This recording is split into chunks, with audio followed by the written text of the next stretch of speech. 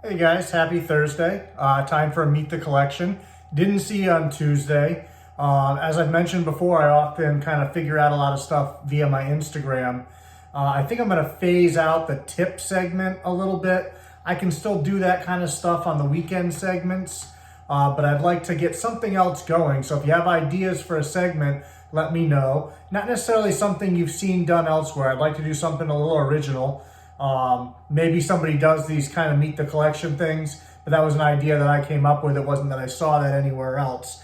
I don't know if anybody else does that. I just thought it was a cool way, instead of going through the whole collection at once, to meet each individual animal and get to know them a little bit. So today we're going to do my female T-positive ivory. And one of my favorite features about her is her tail. It's just pure white down there, and it's so cool. There's absolutely nothing there but just pure white. She hatched out that way. I thought it was cool that day. And she's just a very cool snake overall. You guys have seen my male before, but I don't know if I've ever used her in a video. He's probably a little bit more tolerant than she is, and it's not that she's bad, obviously, but one of them has to be more tolerant, and he's definitely that one. He was the first baby out of that clutch to hatch. She was baby number 5. Both of them are exactly the same way when it comes to eating. Neither one of them have ever and will never take live. Live just freaks them out and has since the day they hatched. They both like moss, and they both like you to leave the food, put the head up to where their head is, show them, leave it, and leave it alone. And they come right up and eat it, as long as it's dead and sitting there like that. You put something live in there and they just don't want anything to do with it at all. You can see she's getting a little antsy.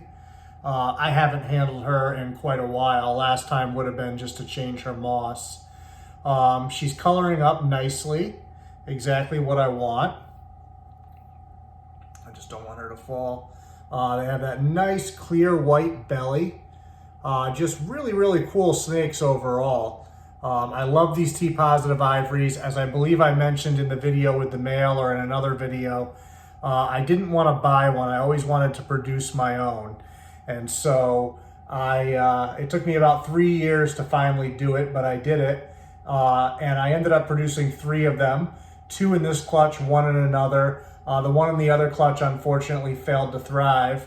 So he made a nice meal for my little friend, the possum, that hangs out and comes up on the deck and stuff, and things that fail to thrive or whatever the case may be go to him. He's been coming here for years, so he got a nice little $1,000 meal that day. I'm sure he was very happy about. But these 2 have done wonderful. Once I figured out that they just wanted dead prey that way, they've never skipped a meal. They've never given me any trouble. They're very easy keepers. They keep their cage pretty much together. Being on moss, they do get their water dirty quite a bit, just because, moving around, going to the water source just kind of naturally puts moss in the water. So I have to clean their water, pretty often because of that. But if that's all I have to deal with, that's pretty easy. Plus at their size, their water dishes are fairly small, so it's not a lot to dump it out, scrub it real quick, and fill it back up. You can see she's really not moving much. She kind of found a position where she feels like she can defend herself if need be. She's just a little bit nervous, but we will just handle her in a manner that doesn't make her feel any more threatened. And so either eventually during the course of this fairly short video, she'll either start moving around again if she gets comfortable, or she'll just hold this position and continue to pay attention to what I'm doing. In this case, me talking and all of that going on, she's paying attention to that. You can't really see, but she's locked on to my face right now, just paying attention to what I'm doing. She doesn't want to bite. It's not what she's looking to do, but she doesn't understand the situation, so she's putting herself in a position where she can protect herself. And you notice as I'm turning, she's keeping her head in the same position. So she's always watching what she wants to watch. It's interesting how they do that.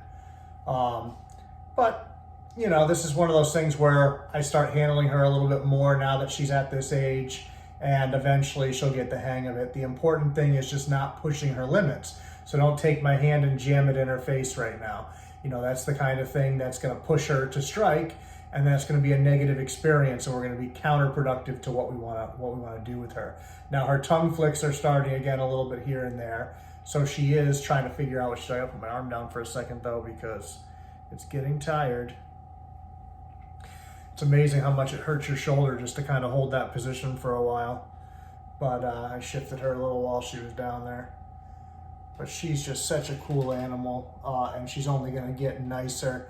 If you guys watched the video on the blood pythons at Dylan's house, I don't remember what episode that was, maybe 17. But check that out because there's an adult T-positive ivory in there from the same line. So if you want to see what these guys look like as an adult, watch that video, and she is in there, and she's a beautiful animal. You know, I've seen her in person a couple of times when I've been over his house, plus obviously shooting that video, and she is just fantastic. And being from the same line, I expect these to finish fairly similarly.